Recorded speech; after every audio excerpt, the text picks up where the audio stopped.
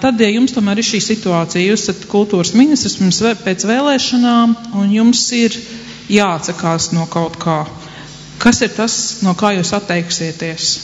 Es neredzu, godīgi sakot, šajā budžetā vēl kādas iespējas no kaut kā atteikties. Es domāju, ka šis zemākais līmenis ir sasniegts, un viņš jau tā jau ir katastrofāls. Mans padoms ir tādā gadījumā tādam kultūras ministram, kas gatavs ir no kaut kā atteikties vispār nestartēt, vai arī laicīgi iesniegt demisiju.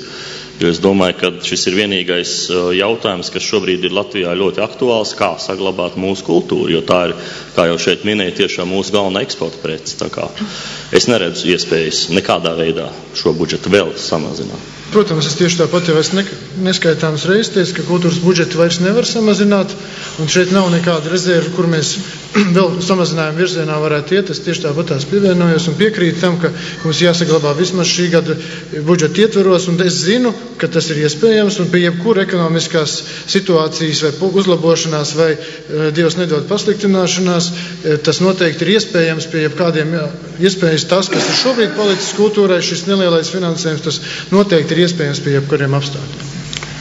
Tā mums noteikti nav citas izvēles, kā tikai cīnīties par to, lai kultūrai nekas netiktu noņemts. Tomēr pie tās mēs turēsimies stabili, un noteikti jāuzsāk jaunas saruna rauns ar Starptautisko valūtas fondu par nosacījumu izmaiņām. Ir jāpārskata arī finanses ministrijas politika, valsts kancelēs politika ar visiem viņa ekspertiem un funkciju izvērtētājiem. Kaut kādas tādas priekšlikumus mums izteikt un mēģināt kaut ko tādu īstenot un nodarboties tikai apgraizīšanu un tālāk ekonomikas saspiešanu. Tas ir pilnīgi ceļš uz nekurieni, tas man nekur mūs nenovedīs, tas novedīs tikai pie traģēdijas. Jā, man kā cilvēkam un kā politiķei nav pieņemama šī situācija, ka nedarbojas tas princips viens likums, viena taisnība visiem. Valstī kopēji samazinājums visām nozarēm ir 25%, kultūrai 40%. Un mēs nevaram nonākt šajā brehtiskajā situācijā, jūs atceraties Brehta lugu Krīt aplis, kur māte bija spiest izvēlēties, vai saglabāt savu bērnu dzīvību, vai upurēt savus mātes jūtas un atteikties. Es esmu bijusi auditorijās, kur kultūras cilvēki ir gatavi upurēt pat kultūras ministriju, cerot, ka tā izdosies ietaupīt un neslēgt kādu no kultūras institūcijām vai kultūras lieliem notikumiem. Tāpēc es redzu arī atbildi tikai attīstībā un arī mūsu, es domāju, te ir jārunā arī par lielo ekonomiku, ja šī saspiešana, šī griešana, tā ir cilvēku tracināšana, mums ir jāiet uz izaugsmu atpakaļ uz veselu valstu attīstību. Jūs, Petersons kundze, iepriekš minējāt iespēju meklēt finansējumu ārpusē. Jūs varētu precizēt, kādas ir tās idejas, kur vēl varētu atrast finansējumu?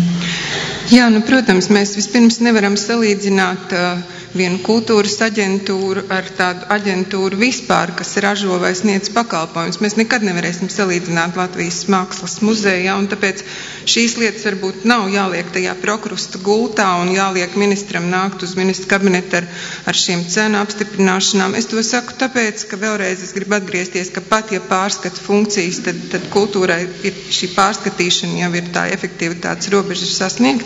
Bet budžetā, protams, mēs zinām, ka pelēkā ekonomika ir sasniegusi nepieredzētus apjomus, un ja mēs izvirzam mērķi tikai 10% atkarot legālajā ekonomikā, tas vien jau dod 300 miljonus, tā ir ļoti liela daļa no nepieciešamās konsolidācijas, un tie līdzekļi, kas šobrīd ir ārpus budžeta.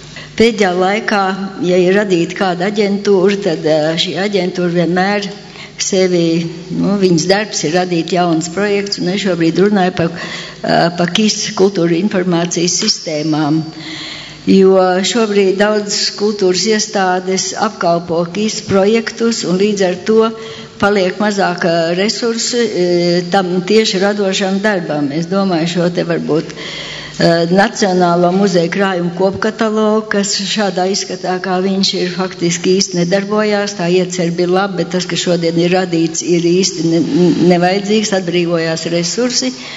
Un otrs arī tur ir tāda kultūras karte, kas, diemžēl, arī nevisai profesionāli veidota ir, un līdz ar to nav efektīga.